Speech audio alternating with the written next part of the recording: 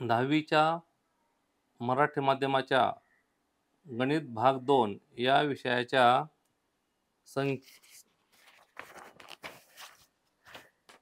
संकीर्ण प्रश्नसंग्रह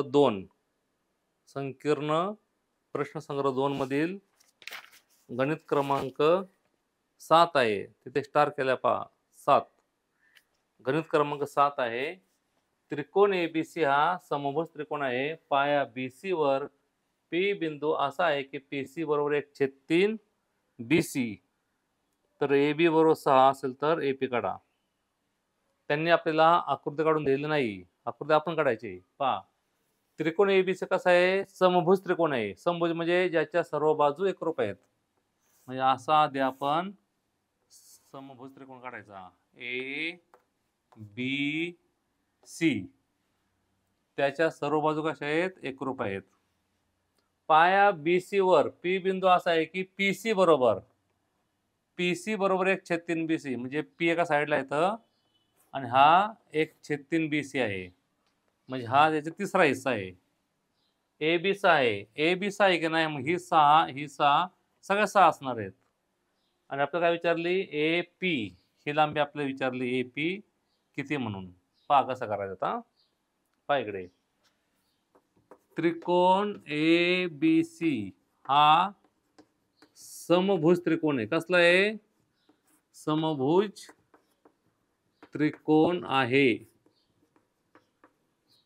पहा, त्रिकोण एबीसी हा काय आहे? समभुज त्रिकोण आहे. मग त्याच्या सगळ्या बाजू एकरूप आहेत, सगळ्या बाजू. मग आपण असं म्हणू शकतो, ए बी बरोबर BC बरोबर AC बरोबर 6.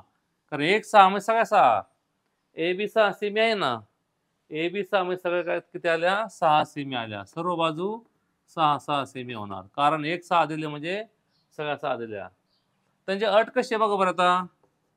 PC बरोबर 1/3 BC, PC 1/3 BC, म्हणून आपण असं म्हणू शकतो, PC बरोबर 1/3 गुणिले 6, म्हणून PC बरोबर किती आली? 2 आली.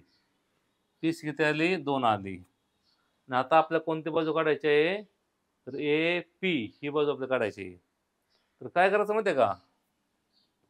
रचना करायची की बिंदू ए मधून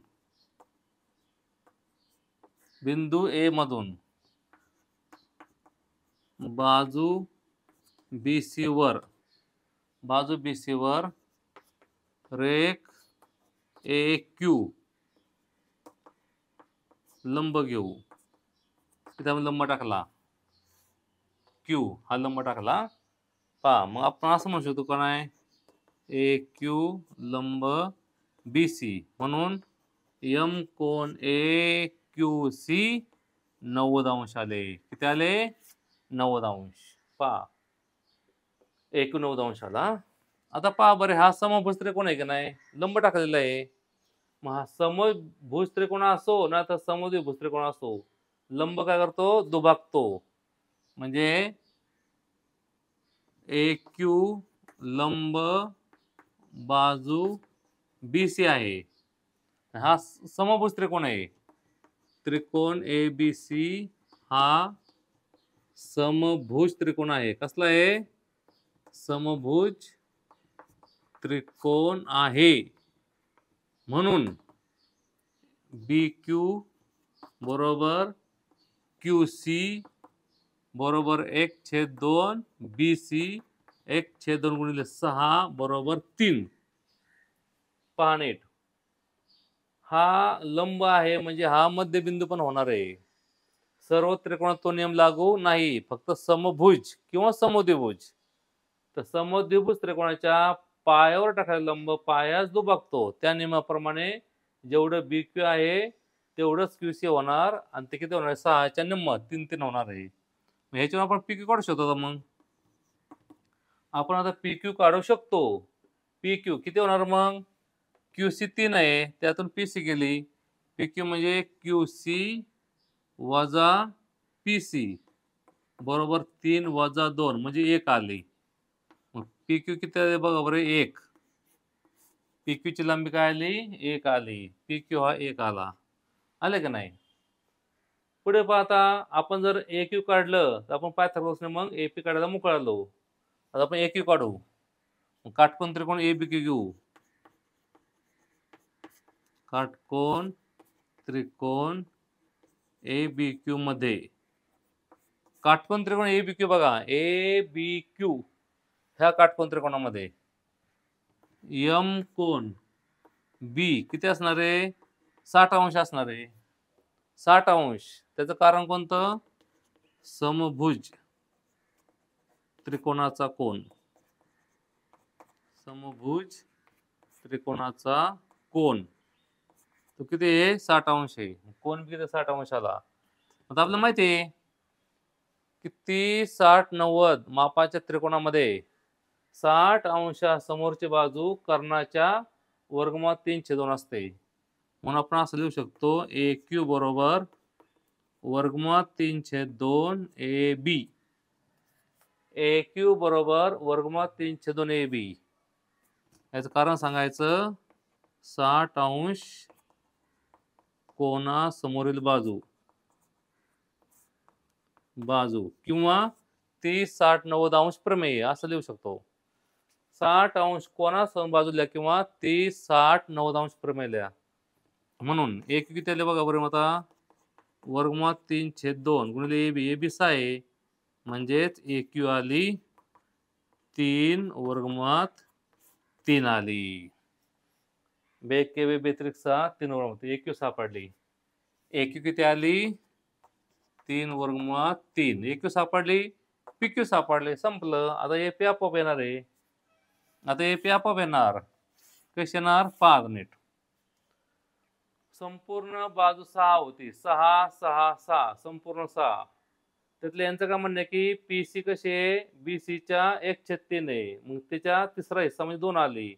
मग 1/3 गुणिले 6 2 उत्तर आलं. हा लंब टाकला, हा मध्यबिंदू होणार. कशामुळे मध्यबिंदू होणार? कारण तो समभुज त्रिकोण आहे. समभुज त्रिकोण असल्यामुळं लंब हा निम्म होणार बाजू पायाला. जेवढी BQ तेवढीच PC. संपूर्ण 6 आहे, निम्म 3 झालं. मग ह्या 3 मधून 2 गेले, हा 1 राहिला. आणि 30 60 90च्या प्रमेयाने AQ किती आली? 3 वर्गमूळात 3 आली. आता लिहायचं मग काटकोन त्रिकोण AQP मध्ये. काटकोन त्रिकोण AQP मध्ये AQP मध्ये पायथागोरसच्या सिद्धांतानुसार